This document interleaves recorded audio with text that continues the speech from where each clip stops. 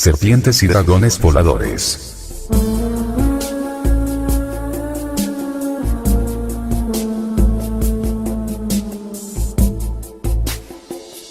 Capítulo 5. La creación del hombre y su caída.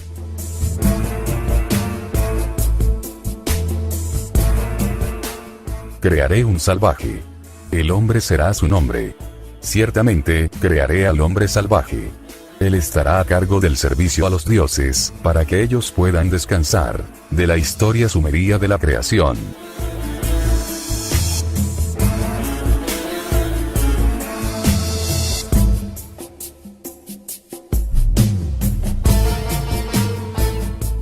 Uno de los más viejos fragmentos de la mitología sumeria describe las condiciones en la Tierra cuando los astronautas alienígenas o Anunnakis llegaron y antes de haber descendido construyeron las ciudades de Mesopotamia.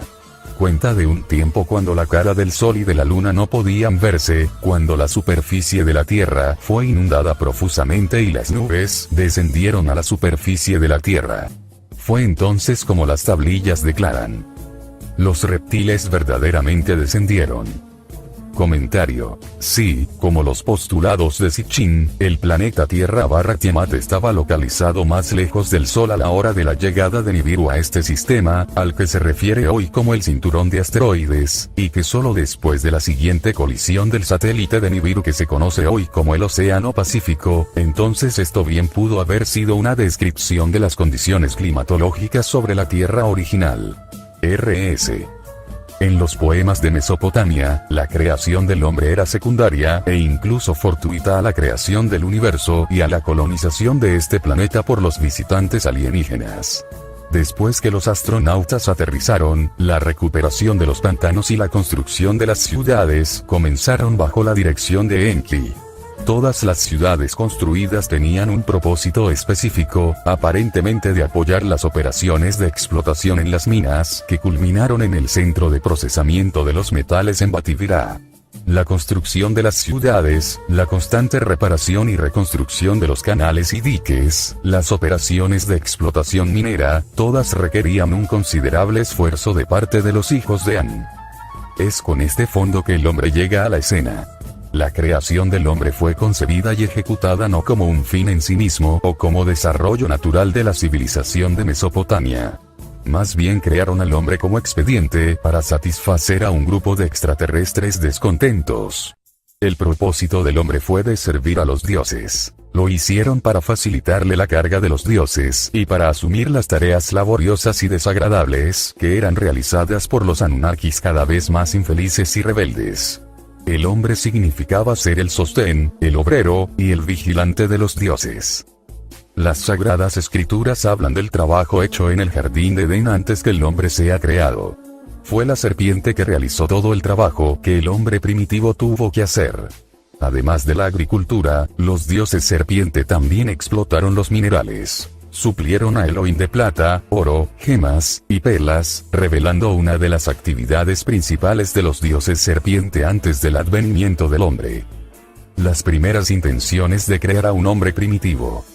Las dificultades de sus niños allí abajo no fueron desatendidas por los dioses en la nave espacial. La primera vegetación era tan exuberante que no tuvieron que producir mucho de su alimento, y literalmente vivieron de la tierra. Con el cambio en el clima y el ambiente, ahora tenían que producir mucho de su propio alimento. En esto no eran muy diestros. Uno de los mitos sumerios, la disputa entre el ganado y el grano, describe las primeras intenciones de aliviar el sufrimiento de los Anunnakis. Pues el poema relata que los hijos de An no sabían cómo hacer crecer el grano, hornear el pan, ni hacer las prendas de vestir. Comieron las plantas del campo como animales y bebieron el agua de las acequias. Mientras la vegetación era abundante, no tenían ningún problema alimentándose. Pero como la tierra comenzó a secarse del todo y los números incrementaron, tuvieron que mirar a otros medios para obtener sustento. Esto fue necesario para que produzcan su propio alimento. Este mito describe las intenciones en la cámara de la creación de la nave espacial para idear formas de proveerles el grano y la carne. Crearon a 2 diosas para enseñarles métodos para producir sus propios alimentos y formas de criar los animales, Lar, la diosa de los ganados, y Ashnan, la diosa de los granos. Estas diosas intentaron enseñar a los Anunnakis las artes de la agricultura y la crianza de animales, pero sin éxito. Entonces este experimento fue un fracaso total. Los dioses en consejo decidieron tomar una medida drástica, crear un trabajador primitivo. Así, por el bienestar de los Anunnakis, le dieron respiración al hombre. Este mito parece relacionarse con un periodo tardío de los Anunnakis, hace aproximadamente 100.000 años, cuando las tierras no tan grandes sostenían los enormes reptiles vegetarianos y la deshidratación de la tierra había traído la evolución de los dinosaurios carnívoros y los grandes mamíferos. El mito indica que ahora los Anunnakis eran carnívoros, requiriendo la introducción de la crianza animal. De esta manera, los dioses reunidos en los cielos decidieron que la mejor manera de aliviar el sufrimiento de sus niños en la tierra era producir a una nueva criatura. El principal dios An decretó que el salvaje sea creado. Hombre será su nombre. Ciertamente, crearé al hombre salvaje. Él estará a cargo del servicio a los dioses, para que ellos puedan descansar. Puesto que los experimentos anteriores realizados en la nave espacial no resultaron con éxito, fue decidido encargar a Enki trabajar con la principal enfermera Ninkursag para producir un ser primitivo. Esta nueva creación, llamada Lulu por los Anunnakis, fue el primer hombre primitivo. Enki y Ninkursag condujeron un número de experimentos en el Apsu, laboratorio flotante de Enki cerca a Eridu. Todo apuntaba a la creación de un trabajador primitivo. En uno de estos mitos se describe la creación de una especie imperfecta. Ninkursag modeló diferentes variedades de sexo, individuos de arcilla, pero de estos resultados, todos eran anormales y fallas totales. El mejor de estos fue descrito como débil de cuerpo y espíritu. Ella le dio a la criatura pan para comer, pero él lo rechazaba. No podía sentarse, ni estar parado, ni doblar sus rodillas. Eventualmente se dieron por vencidos y decidieron que esta criatura era una completa falla. Finalmente, después de muchos ensayos y errores, Enki y Ninkursag encontraron una fórmula de trabajo: la exitosa creación del híbrido hombre-mono, reptil. Al principio hubieron muchos ensayos y errores. Finalmente un método acertado fue encontrado. Usaron un grupo de animales femeninos primitivos, probablemente la mujer mono. Los huevos fueron fertilizados por los jóvenes astronautas, luego extraídos y reimplantados en los vientres de 14 diosas del nacimiento. Este procedimiento está descrito en el poema de Atrahasis, que se ocupa de la creación del hombre. La historia divulga que 14 matrices fueron reunidas impregnado con la esencia de los dioses, y como resultado 7 machos y 7 hembras fueron creados. Mientras que el proceso de producir un ser primitivo fue exitoso, tenía una importante desventaja según lo demostrado en acontecimientos subsecuentes: las criaturas producidas fueron clonadas y no podían reproducirse. El hecho de que ambos sexos fueran producidos, 7 machos y 7 hembras, sugiere que el intento fue para hacerlos capaces de reproducirse. Por alguna razón biológica desconocida, el proceso falló en esto. De esta manera, el hombre primitivo o Adán fue creado, un híbrido de la combinación mamífero-reptil. El procedimiento usado por los sumerios se refleja en el Génesis, donde indica que la imagen del dios fue impuesta en la arcilla, el material genético básico tal como indican las tablillas sumerias. La esencia de Dios está mezclada con la arcilla moldeable de la tierra, el hombre mono. En los acontecimientos cuneiformes, la arcilla se mezcla con la esencia de los dioses, y sobre esta creación imprimieron sobre ella la imagen de los dioses. En ambos casos, debe ser observado que crearon al hombre a la imagen de su Dios. En consecuencia, la pregunta surge: ¿de dónde vino este material genético con el que se produjo las características mamíferas de un híbrido? El hombre de Neandertal había estado en la escena por centenares de miles de años como resultado un lento proceso de evolución. Presumiblemente este hombre mono fue utilizado en los experimentos de los Anunnakis.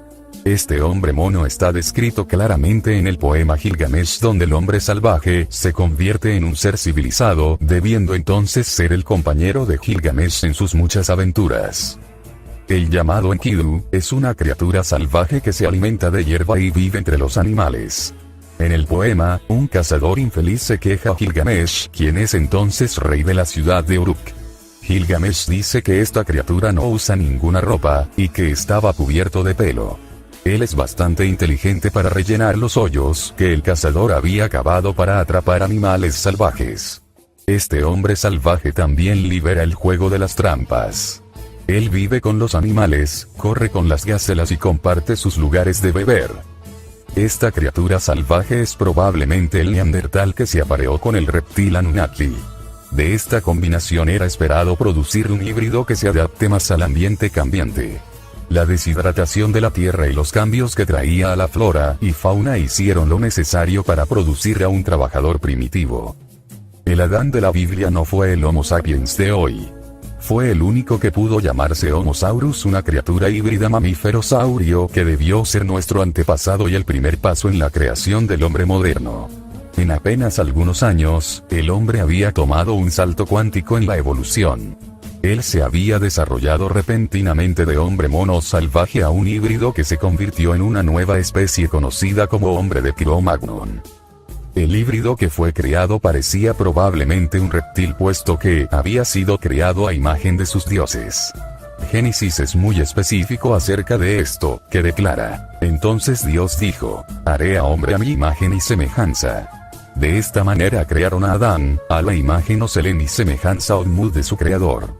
El uso de ambos términos en el texto bíblico fue significado para no dejar ninguna duda que el hombre era similar en aspecto a los dioses.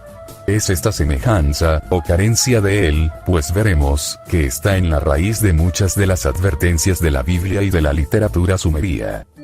Más adelante, como el hombre interrelacionó con su especie, los rasgos reptiles se deterioraron, y él se convirtió cada vez más en mamífero, y cada vez perdía su aspecto reptil. Los genes mamíferos dominaron a los genes reptiles, y el hombre se hizo más ser humano y menos divino. Lo que explica la naturaleza pecadora del hombre y la caída de su gracia. El pecado original fue la desviación del hombre del patrón reptil original o divino.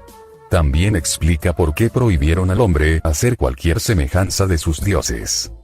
A través de la manipulación biológica, el Anunnaki o el Nefilim tomó un hombre mono existente y le dio la parte de su divinidad, su sangre sauriana. Algo de las escrituras confirma el hecho de que los experimentos biológicos fueron conducidos en la Tierra y que algunos de estos se salieron de control.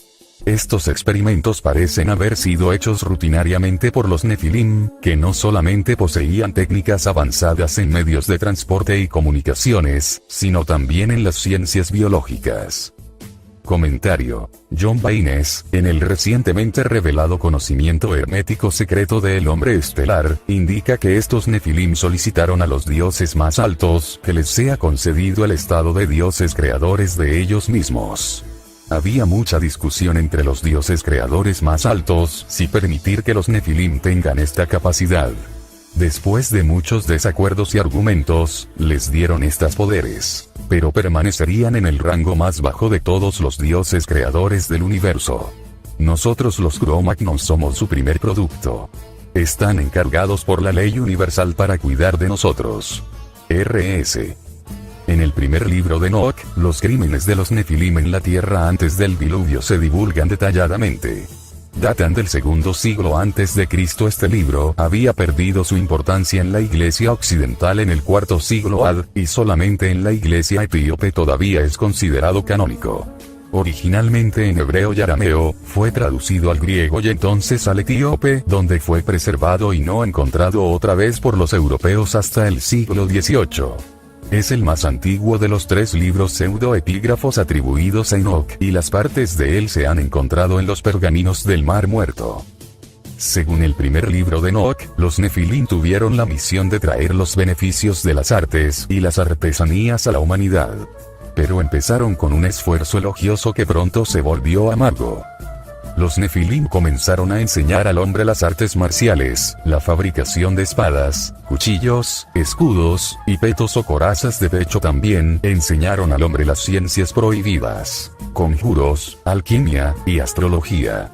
Pero el peor de los crímenes que fueron acusados fue de jugar con la genética, cambiaban al hombre en caballos, o mulas, o viceversa, o de transferir un embrión a partir de un útero a otro. Esta práctica de reimplantar un embrión en otra matriz es absolutamente similar a las actividades descritas en el poema sumerio de la creación. Parece que los Nefilim o Anunnakis conocían bien de la manipulación genética y la reproducción selectiva.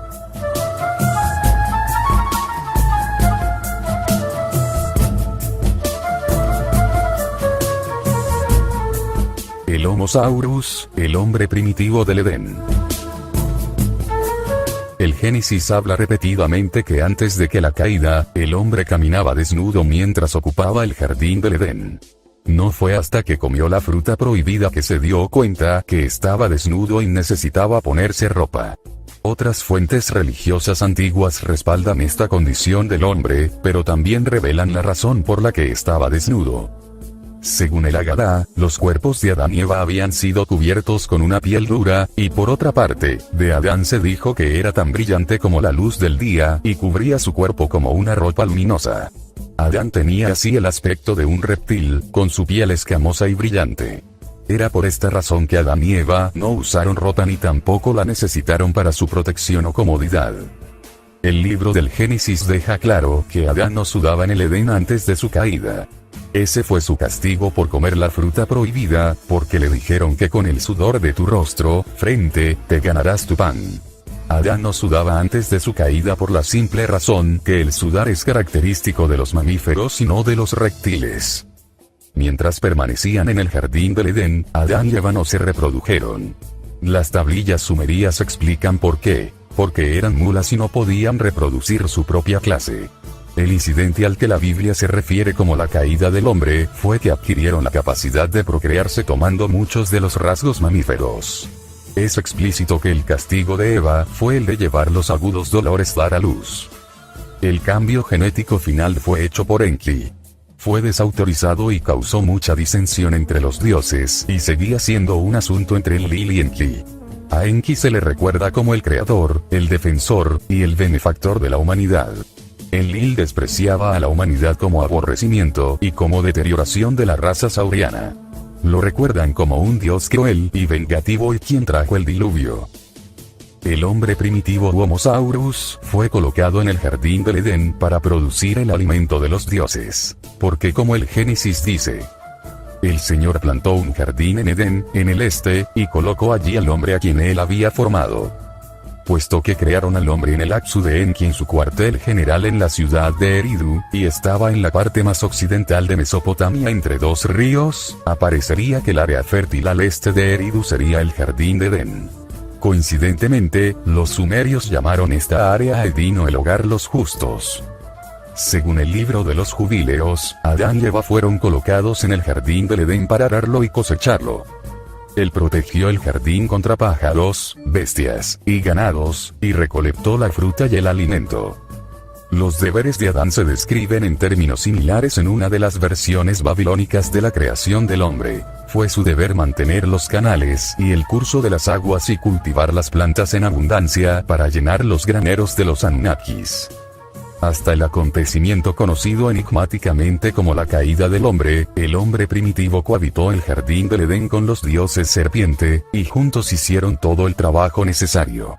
Esta fuerza de trabajo no era al parecer suficiente hacer el trabajo esencial y una modificación fue necesaria para hacer al Homo saurus más eficiente.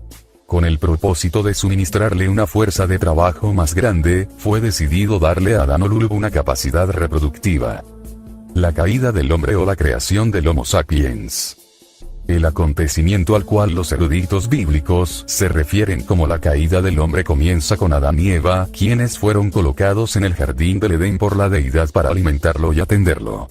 Entre las muchas cosas deliciosas para comer estaba la fruta de los dos árboles en el centro del jardín. El árbol de la vida y el árbol del conocimiento de lo bueno y lo malo. A Adán y Eva les dijeron: ustedes son libres de comer de cualquier árbol del jardín, excepto solamente el árbol del conocimiento de lo bueno y lo malo, del cual no deben comer. Al momento en que lo coman, serán condenados a muerte. Entonces las escrituras agregan resumidamente, los dos estaban desnudos, el hombre y su esposa, todavía no sentían ninguna vergüenza. Más adelante, cuando comieron de la fruta prohibida, el inmediato y único resultado fue que entonces los ojos de ambos se abrieron y descubrieron que estaban desnudos. Uno se pregunta por qué se pone todo este énfasis en la desnudez.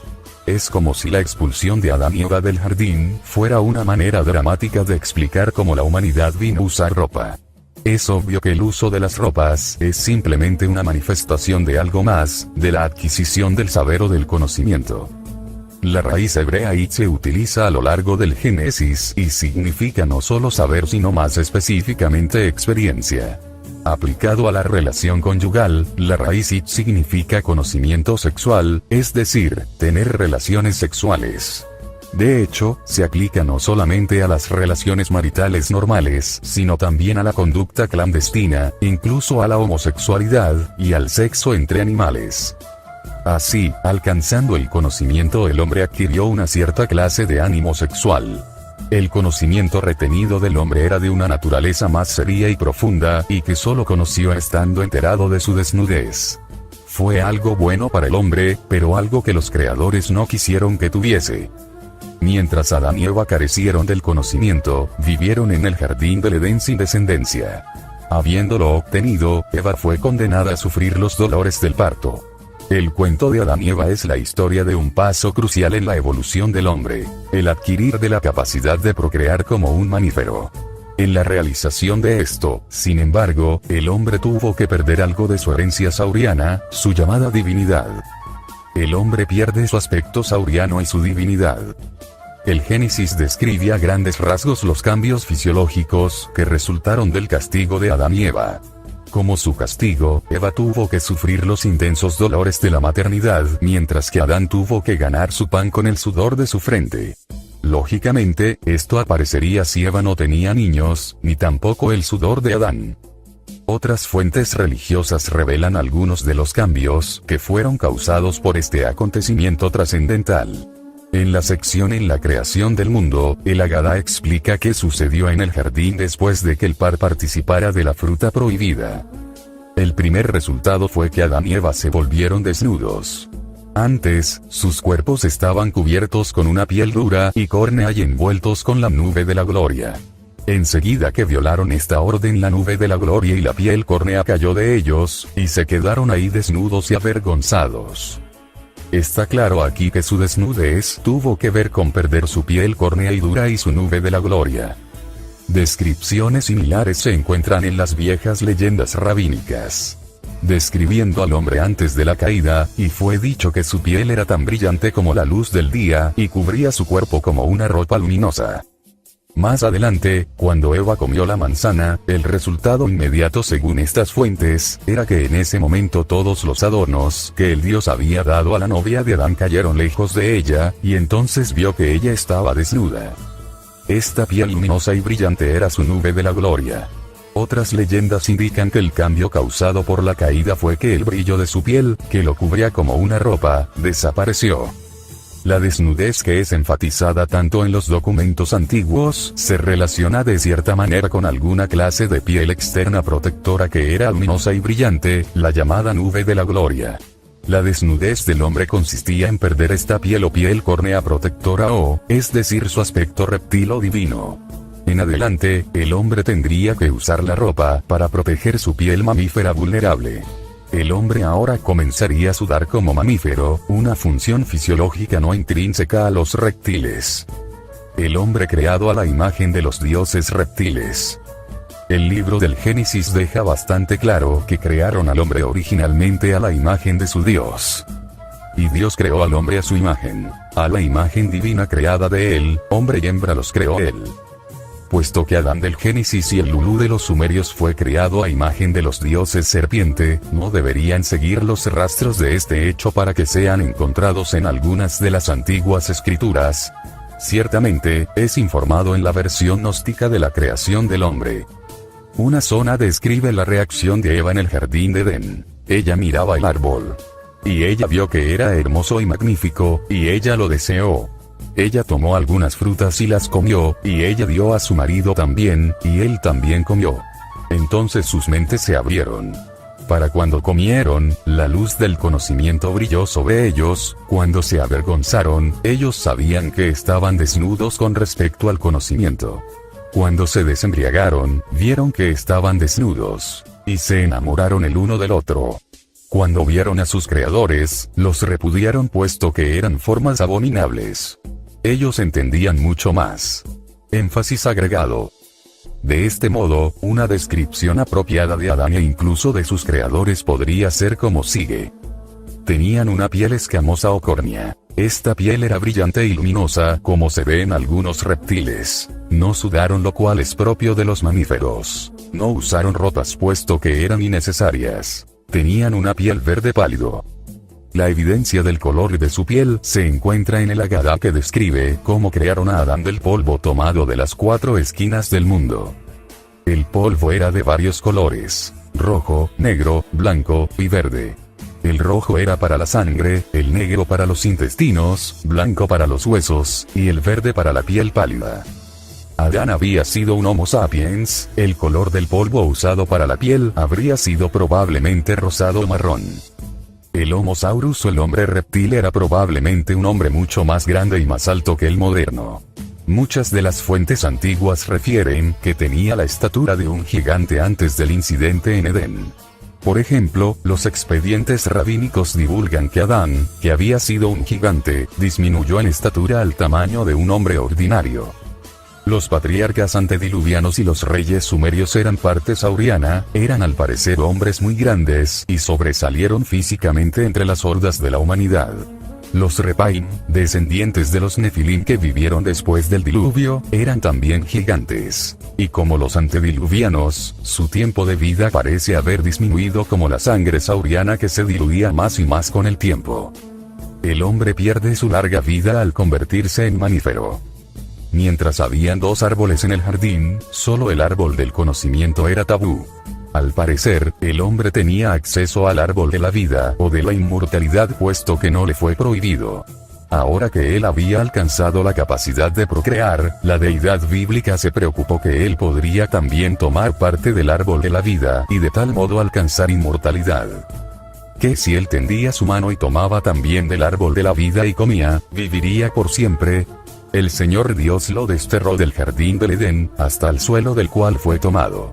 Él condujo al hombre hacia afuera y lo dejó al este del jardín del Edén, el arcángel y la espada ardiente, para custodiar el camino al árbol de la vida. Según las escrituras, no había regreso para el hombre. Él ahora había tomado el paso decisivo y alcanzado el conocimiento y podría comenzar la raza mamífera conocida como Homo sapiens o humanidad. En la obtención de esto, sin embargo, él tuvo que renunciar a la larga vida o inmortalidad.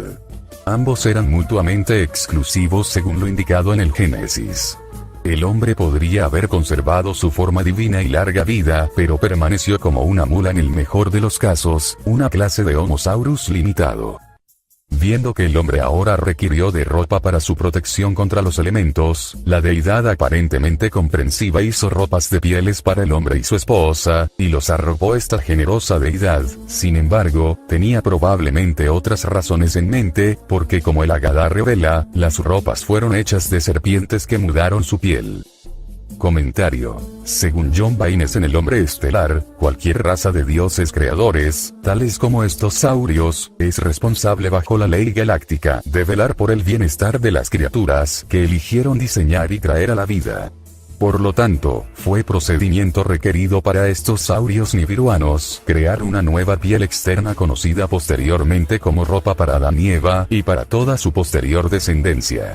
Estos saurios nibiruanos no tenían ninguna otra opción. R.S. ¿Fue esto hecho para recordar al hombre de sus orígenes serpientes?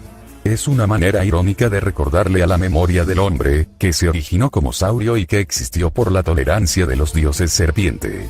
Este tema ocurre de nuevo repetidamente en las relaciones posteriores del hombre con sus dioses saurios y fue formalizado en el ritual de la circuncisión.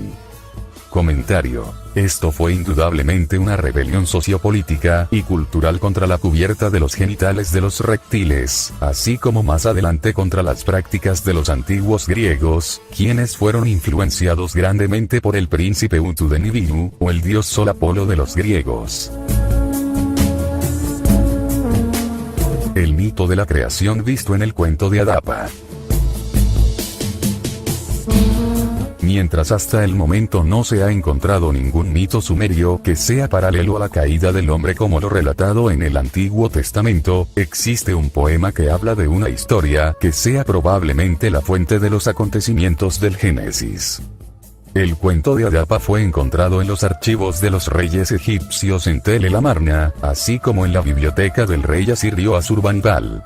Aparentemente, era conocido universalmente en días antiguos. El tema principal, como el del poema de Gilgamesh, es el hombre que lucha por una oportunidad para ganar la inmortalidad. Adapa era un espécimen modelo de los Homo sapiens creados por Enki en el Aksu. Como el Adán del Génesis, Adapa había alcanzado conocimiento pero no inmortalidad. El cuento comienza con la declaración. Con amplia inteligencia para él, Enki, le había dado la sabiduría, pero no la vida eterna. Enki había entrenado a Adapa para hacer tareas especializadas para su casa. Él preparaba la comida, hacía los horneados, y preparaba la cena y tendía la mesa en el palacio de agua de Enki. Como la historia revela, un día Adapa estaba pescando en su bote para obtener comida para Enki, cuando el viento del sur apareció y hundió el barco. Adapa maldijo al viento y, como la historia declara, rompió el ala del viento del sur. Esto ciertamente es una frase curiosa, y en vista de otro poema sumerio, parece ser el ala de un avión. En el mito de Su, una de las armas soltadas contra Su y la única que finalmente lo derrotó fue el viento del sur. Este contexto lo hace sonar como cierta clase de nave con alas y sin tripulación. En el caso de Adapa, él parece haberlo inhabilitado accidentalmente. Mientras tanto, arriba en su morada divina el principal dios An está preocupado porque el viento del sur no ha soplado sobre la tierra por 7 días, y ordena a su visir investigar. Cuando él informó que un simple mortal había desactivado el viento del sur, An estaba furioso y con gran enfado convocó a Adapa a su nave espacial para dar cuenta de los hechos. Enki, quien no solo era creador del hombre, sino muy a menudo su defensor y benefactor, resumió a Adapa sobre cómo actuar en presencia del gran dios. Se dijo a Adapa cómo alcanzar la nave divina de An. En el relato, Enki le hizo tomar el camino al cielo, y él subió al cielo, obviamente desde una plataforma de lanzamiento en Sipar, la ciudad espacial. Enki advierte que le ofrecerán el pan de la muerte. No lo comas, entonces te ofrecerán el agua de la muerte. No la bebas. Adapa fue llevado a la presencia del dios An, que le preguntó puntualmente por qué él había roto el viento del sur. Adapa explicó que estaba pescando para la mesa de su amo. El mar estaba como un espejo hasta que apareció el viento del sur y volcó su barco, indicando que su bote fue hundido por la ráfaga de viento, al parecer por el vuelo rasante del viento del sur. An estaba impresionado por la inteligencia de Adapa, y más aún por el hecho de que había aprendido cosas prohibidas, es decir, la información que era privilegiada para los dioses y sus niños semidivinos. Él, más adelante preguntó a Adapa por qué Enki le había revelado el plan del cielo y la tierra a un ser humano sin valor como él. Además, An preguntó por qué Enki había hecho un shumu para él. El principal dios preguntaba qué hacer con Adapa ahora que él conocía el camino a los dioses, puesto que él había viajado de la tierra al cielo en un shumu, un viaje permitido solamente a los dioses. En este sentido, la palabra sumeria sumu refiere obviamente a una nave o a una plataforma de lanzamiento para llegar a la órbita de la nave en los cielos. Este término es discutido más adelante, en el capítulo 11. Para que Adapa continuara la historia, se decidió juntar a los dioses para proveerle de pan y del agua de la vida. De esta manera, Adapa alcanzaría la inmortalidad y se convertiría como uno de los dioses. Realmente, significaría la inversión de nuevo a su naturaleza reptil. Esto puede ser el por qué fue advertido por Enki, quien no quiso que su creación sea manoseada. Cuando Adapa rechazó el alimento y el agua de la inmortalidad, An quiso saber por qué. Adapa le dijo de la advertencia de Enki, lo cual enfureció a An, y él envió a un mensajero para castigar a Enki. An finalmente se ablandó, sin embargo, fue muy tarde para Adapa. Simbólicamente, el hombre había perdido la oportunidad de alcanzar vida eterna. Adapa volvió a la Tierra, un viaje durante la cual vio las maravillas del espacio. Como Adapa echó un vistazo del horizonte del cielo al cenit, vio sus temores. Adapa fue ordenado a un alto sacerdote en Eridu, y le prometieron que en adelante la diosa de la salud también atendería las dolencias de la humanidad. Pero lo que es más importante de la historia de Adapa como paralelo a la de Adán en el Edén fue decidido por los dioses que él, como Adán, sería el ancestro de la humanidad. An decretó que como su destino, Adapa sería la semilla de la humanidad. El alimento y el agua de la vida son retratados a menudo en muchos sellos y murales sumerios. Los dioses son mostrados a veces con un cono de pino en una mano y un cubo o balde de agua o citula en la otra, representando el alimento y el agua de la vida eterna o de la inmortalidad. La historia triste es que el hombre no pudo tener lo mejor de dos mundos posibles, la forma mamífera y la vida larga. Esto explica por qué la esperanza de vida del hombre se acorta progresivamente, con cada generación se diluyen los genes saurianos cada vez más. Los dioses eran infelices con la deterioración de los rasgos saurianos, y en los años venideros no dejarían al hombre olvidarse de su elección. Esto hace eco a lo largo de los capítulos del Antiguo Testamento como la debilidad de la carne. Más adelante, los orígenes saurianos que tuvo el hombre, serán lo menos que él recuerde. A través de un largo proceso de amnesia selectiva, incitado por un sigiloso y autoperpetuado sacerdocio, la humanidad ha tenido éxito en negar todo el conocimiento de su ascendencia sauriana. La genealogía del hombre. Es nuestra tesis que nuestros antepasados fueron formas reptiles que vinieron a la Tierra de otro planeta hace mucho tiempo para obtener ciertos metales. Encontrando el clima benigno, fundaron una colonia en Mesopotamia. Como el clima cambió, según lo demostrado por el fallecimiento de los dinosaurios, llegó a ser inaguantable para los Anunnakis. Entonces fue decidido producir un trabajador primitivo más adecuado al clima. El resultado fue un Homo saurus, mitad hombre mono, mitad reptil. Esta criatura, sin embargo, no podía reproducirse. Para solucionar este problema, al Adán Olulu le fue otorgado predominantes características mamíferas, y el resultado fue el primer Homo sapiens. En términos de la evolución, el hombre moderno apareció en la escena hace unos 40.000 años como por magia. El Homo sapiens, u hombre de Cro-Magnon, no era un hombre mono, y tan diferente de la forma reemplazada como para requerir un salto cuántico en el proceso de evolución. Es el desconcertante problema del eslabón perdido que ha frustrado y confundido a los evolucionistas por cientos de años. Es posible que el llamado eslabón perdido nunca sea encontrado. Y más importantemente, si este eslabón perdido se descubre, estará muy probablemente en las ruinas de antiguas civilizaciones del Valle de Mesopotamia.